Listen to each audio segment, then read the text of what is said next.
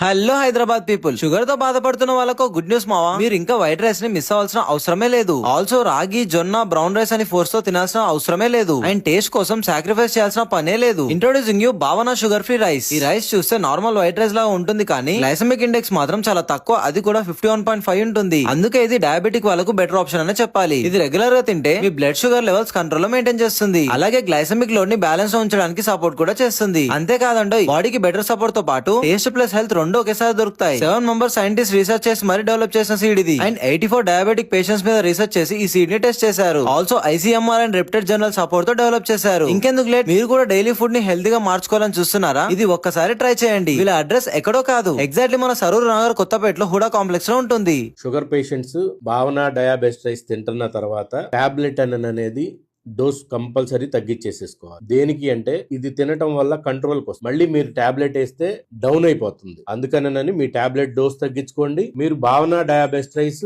3 పూట్ల హ్యాపీగా తినండి. ఇప్పటిదాకా మీకు ఒక ఫుడ్ అనేది లేదు, వరల్డ్ లో ఫస్ట్ టైం ఫుడ్ వచ్చింది. అది మీరు హ్యాపీగా తీసుకోండి. తీసుకున్న తర్వాత మీ ఫ్యామిలీతో హ్యాపీగా ఉండాలి.